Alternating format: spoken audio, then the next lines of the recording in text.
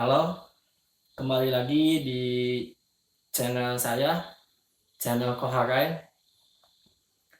Mungkin ini akan menjadi video pertama tentang perjalanan kehidupan saya yang berdampingan dengan makhluk-makhluk tak kasat mata. Untuk kalian yang menonton video ini, mau percaya ataupun tidak, mau menganggap bahwa video ini settingan, itu terserah persepsi kalian semua. Yang penting saya hanya akan menceritakan apa yang pernah saya rasakan, apa yang pernah saya lalui bersama mereka, makhluk yang tak kasat mata. Tapi sebelum lanjut cerita, jangan lupa untuk di subscribe dulu ya di bawah, karena subscribe dari kalian semua menjadi motivasi untuk saya dan kru untuk cerita-cerita selanjutnya. Singkat cerita, saya memiliki satu kelebihan yang Allah berikan yang tidak semua orang memilikinya.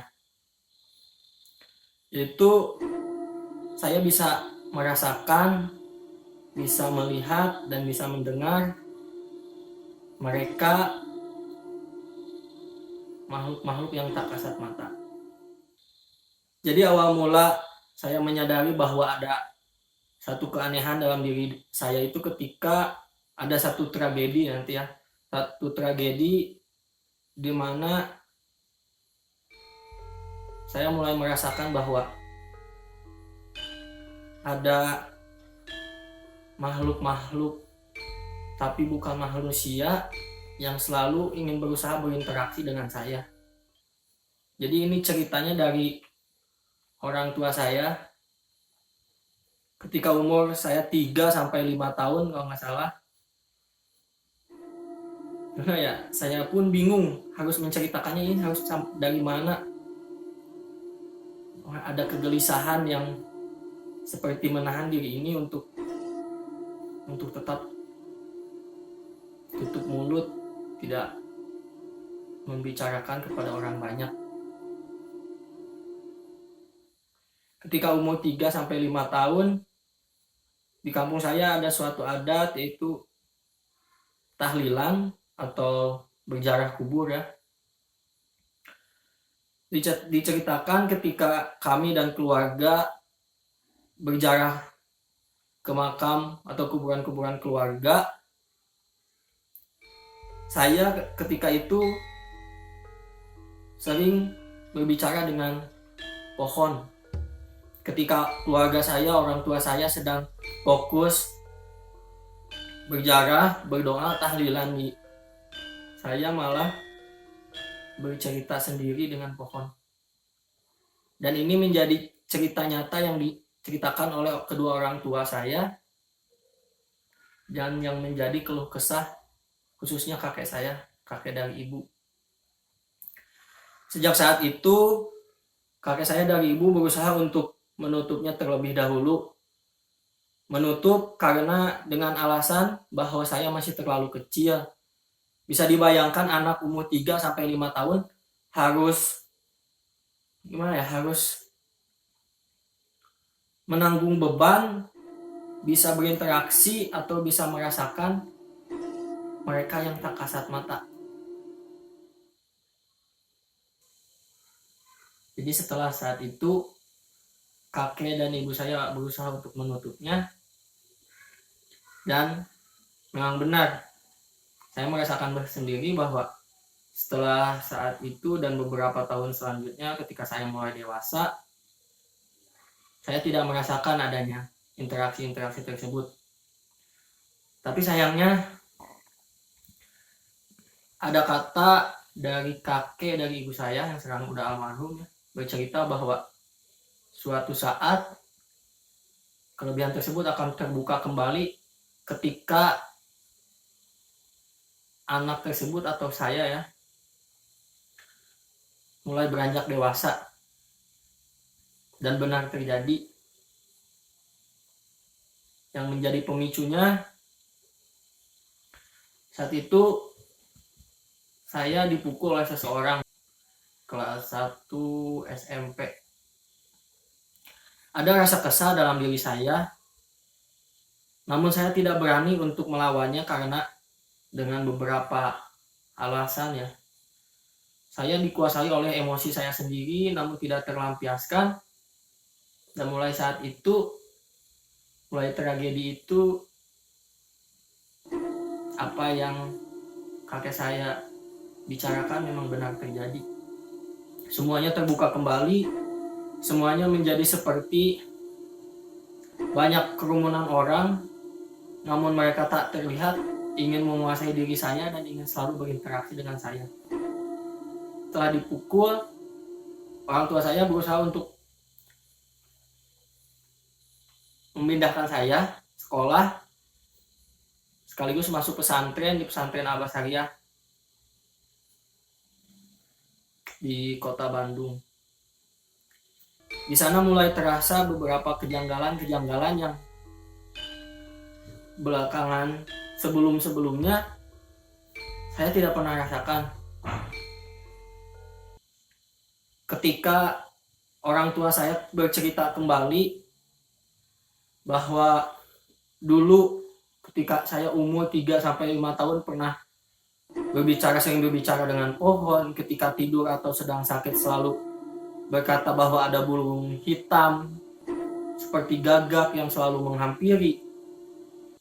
Dan entah mengapa setelah orang tua saya telah berbicara, telah menceritakan semuanya, bahwa saya mulai merasakan keresahan dalam diri ini, kejadian-kejadian yang sangat janggal.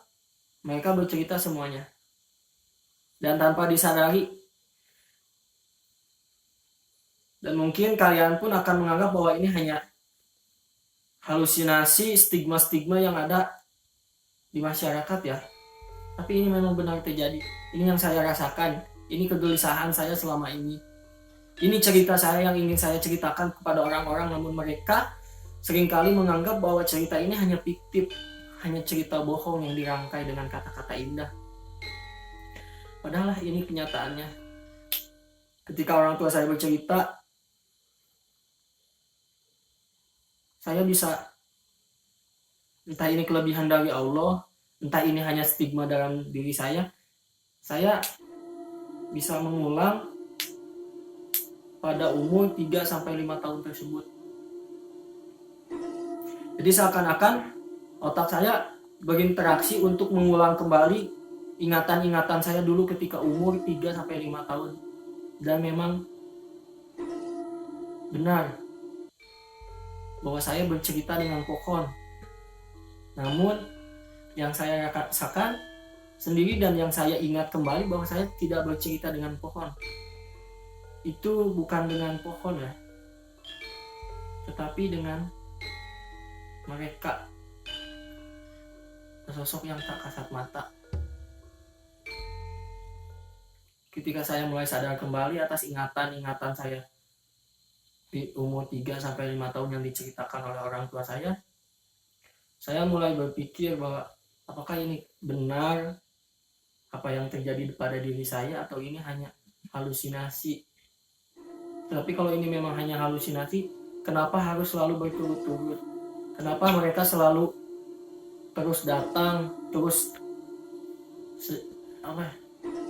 selalu ingin menampakkan diri?